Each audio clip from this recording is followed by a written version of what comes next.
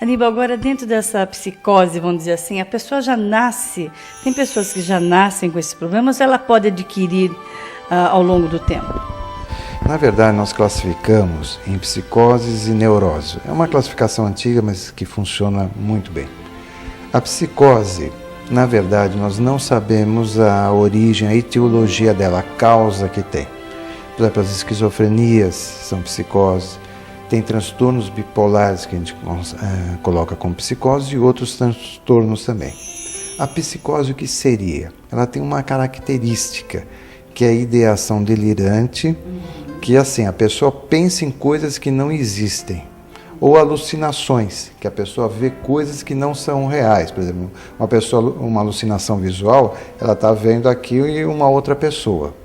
O delirante, ele imagina alguma coisa e ele acredita naquilo que ele está imaginando, aquilo que o pessoal fala do Napoleão, eu sou Napoleão e assim por diante. Então, essa é uma das características do psicótico. As neuroses já são os quadros gerais, que a gente chama de ansiedade, as depressões e assim por diante. Até como característica, segundo Freud, todos nós somos neuróticos. E segundo Melanie Klein, que eu citei agora há pouco, todos nós temos traços psicóticos. Então, na verdade, é uma interação. É interessante. Agora, nesse aspecto, Aníbal, a medicina tem evoluído, né? Eu vejo assim, eu conheço muita gente bipolar, muita gente. E é difícil porque você tem que observar como é que você vai falar com ela no dia a dia, né? Então, será que hoje eu posso conversar? E como eles transformam, né? De uma hora para outra, né? Uma hora eles estão bem, daqui 2 horas já não estão bem. Mas hoje já existe um medicamento que consegue colocar, porque a pessoa bipolar sofre também, né? O bipolar, ele tem uma questão, é o seguinte: o bipolar, antigamente, até a década de 80, a gente chamava de psicose maníaco-depressivo. Depois, no CID-10, colocaram como um transtorno bipolar. O transtorno bipolar já fala bipolar, 2 polos, o polo da euforia e o polo da depressão. Só que eles ampliaram depois, numa revisão do Manual de Estatística e Diagnóstico da Associação Psiquiátrica, eles ampliaram muito a definição. Então hoje a gente precisa tomar muito cuidado, que quase todo mundo é bipolar. Hoje a gente ouve e todo mundo fala, você é bipolar, bipolar, nem tanto. Saiu um novo manual diagnóstico, que é o 5, que classifica bem o bipolar. Então, o bipolar são essas 2 fases. Quanto aos remédios, isso é muito importante. A ciência, a gente chama de neurociência, foi a que mais desenvolveu nos últimos 10 anos. E realmente desenvolveu. Porque, eu vou dar um exemplo. Antigamente, a gente via o problema psiquiátrico com um neurônio e a gente via, como eu falava, a gente via as coisas em volta. Hoje a neuropsiquiatria está já está entrando dentro do neurônio. Então a gente já está começando a pesquisar que a questão mesmo da maioria das patologias é dentro desse neurônio. Eu vou dar um exemplo, a depressão. A depressão hoje a gente já sabe que por exemplo, na década de 90 a gente colocava que a depressão era porque faltavam as aminas biogênicas, serotonina, então porque eu tenho baixa de serotonina. Essa é uma teoria da década de 90. Hoje a gente já sabe que não, o problema está dentro do neurônio. Ocorre uma morte neuronal e por falta de uma substância, não sabe se é uma, são várias, chama BDNF, elemento neurotrófico do neurônio. Então é essa substância dentro do neurônio que está causando todos esses danos. Ou seja, ela altera o circuito cerebral. E esses remédios, você já passou aqui no seu consultório, você já conseguiu ver efeitos dele, Aníbal? Todos, é o dia a dia da gente. Então hoje nós temos remédios tanto para as psicoses, que são excelentes, que tem quadros delirantes, aqueles quadros de alucinação que a gente tira, como quadros depressivos graves, porque o problema da depressão é o tempo dela. Conforme o tempo dela fica muito grande, é mais difícil reverter esse processo cerebral. E hoje a medicação, ela realmente é muito boa, ela melhora os quadros.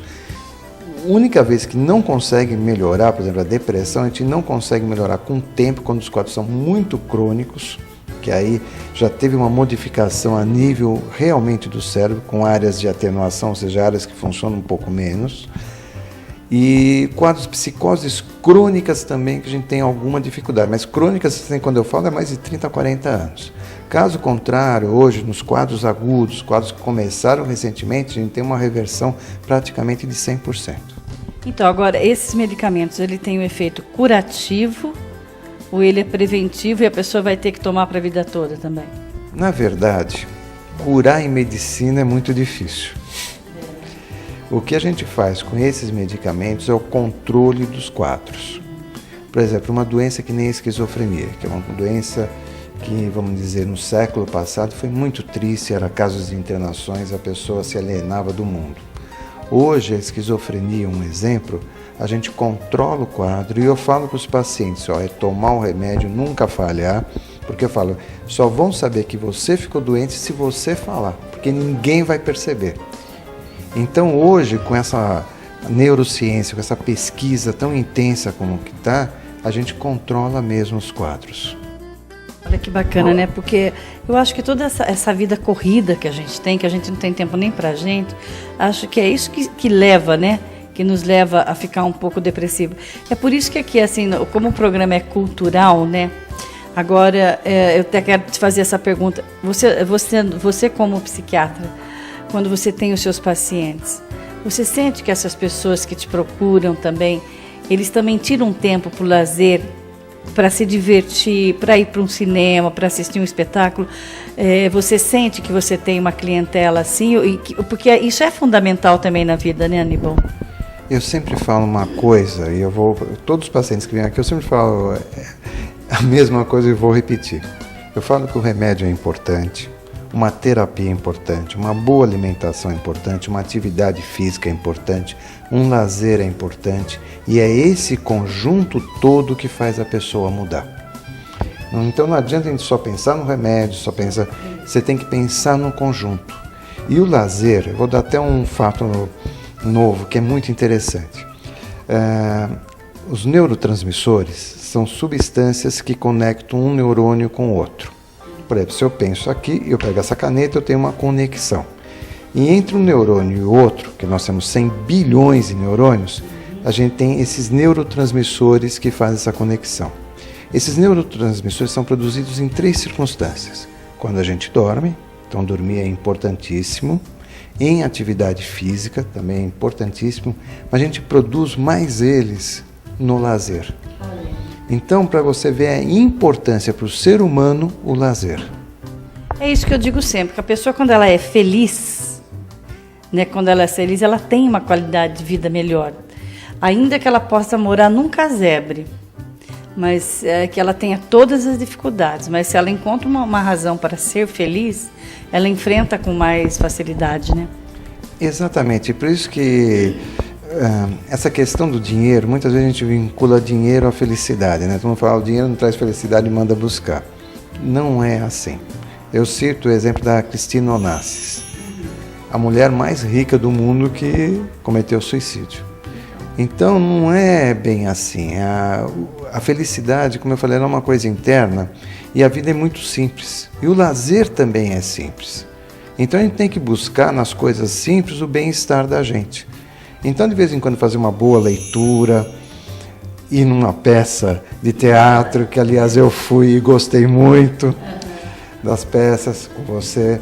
Quer dizer, esses momentos de felicidade são muito importantes, porque eu sempre falo para as pessoas que a vida, o que ela é? Momentos de felicidade, e no meio desses momentos de felicidade nós vamos ter dificuldades, que todos vão ter e que temos que enfrentar.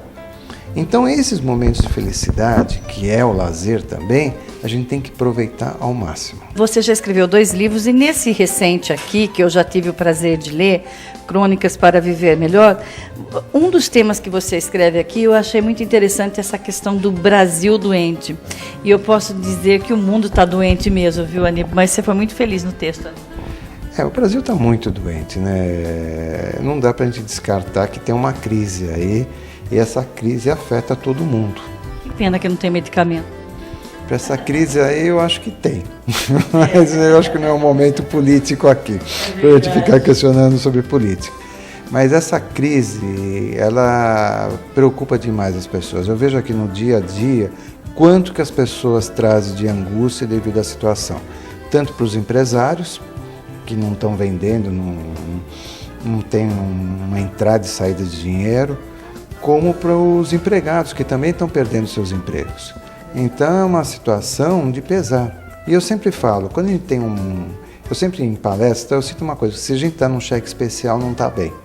Ou seja, se eu tenho um problema, eu não estou bem. E hoje o Brasil tem um problema, então não tem como o brasileiro estar 100%. Aliás, assim, eu acho muito interessante o brasileiro, porque o brasileiro, apesar de toda a situação difícil, ele é otimista. O nosso povo é maravilhoso pelo otimismo e pela perseverança. E o brasileiro ele tem uma capacidade, mesmo na maior dificuldade, de achar um jeito de driblar, de fazer, e realmente é isso que tem que fazer. E nós, brasileiros, por isso que a gente tem uma criatividade muito grande, né? Porque desde pequenos nós somos ensinados a nos virarmos e vencermos, né? E essa criatividade do brasileiro que tem atraído outros países em busca de funcionários brasileiros, né? Quando eles recebem, porque o brasileiro por si só ele já é mais carinhoso com toda isso que nós falamos no início da nossa entrevista, da solidão, da falta do toque. Ainda assim ele carrega isso, acho, dos DNAs assim de ser uma pessoa mais afetiva, né?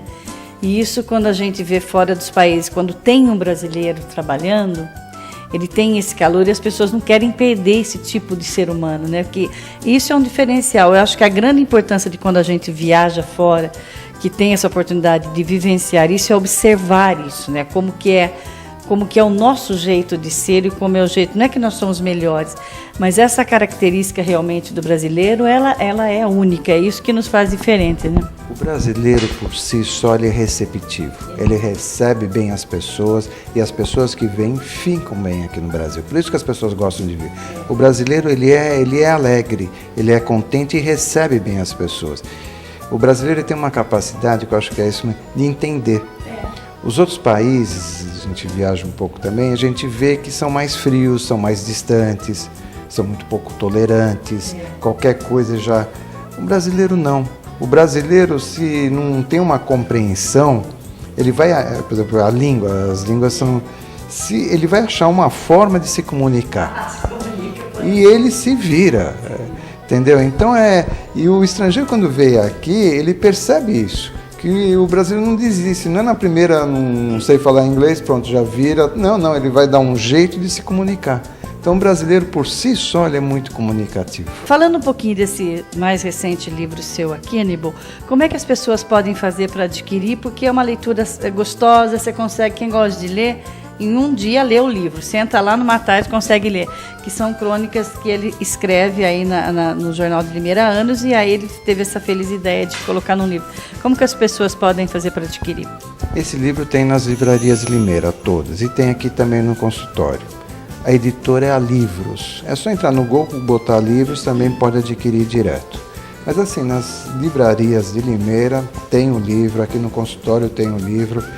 E olha, eu recomendo, eu sei que é um filho. Eu falo que meus livros são filhos, né? Eu pretendo ter outros filhos. Então, é gostoso, porque, na verdade, esse livro é a experiência que eu tenho no dia a dia, o que eu converso com os pacientes. É aquilo que eles também me trazem de ensinamento. Então, na verdade, esse livro é uma homenagem aos pacientes pelo que eu aprendo com os pacientes. Muitas vezes eu falo que eu aprendo mais dos pacientes do que eles aprendem comigo. Então, é um agradecimento e é a coletânea no meu dia a dia. Então, quando eu falo um Brasil doente, como a gente citou agora, na verdade são as várias situações que trazem aqui. E que os pacientes dão exemplos de vida, e que trazem perguntas, trazem questionamentos e trazem situações que eles também resolveram. E aí a gente põe no livro. O Aníbal, agora quem quiser vir aqui no seu consultório para fazer não só para fazer uma consulta, mas para quem sabe bater um papo com você sobre o livro, inclusive qual que é o telefone, endereço, como é que faz? O consultório está sempre aberto à população.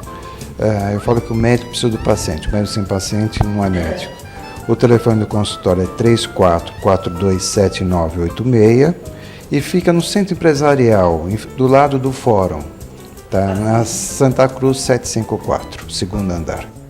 Aníbal, é sempre um prazer para mim conversar com você. É a primeira vez aqui no Janela, mas a gente sempre se conversa por aí.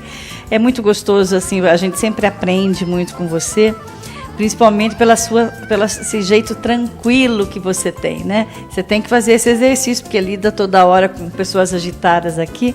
Então, eu só posso te desejar, assim, muito boa sorte aí no seu trabalho, que você continue se aperfeiçoando, porque eu sei que você é um médico que busca se renovar sempre, que você está sempre em congresso, que isso é importante, vocês olharem no médico de vocês. Médico que só não faz congresso é complicado, porque a tecnologia anda, né, Aníbal? E eu sei que você é um médico que busca sempre inovar para trazer o melhor para os seus pacientes. Então, tudo de bom para você. Muito obrigado por você me receber aqui no seu consultório. Quem tem que agradecer sou eu pelo espaço. Você não imagina como é importante esse espaço. E eu fico muito satisfeito mesmo. Obrigado mesmo.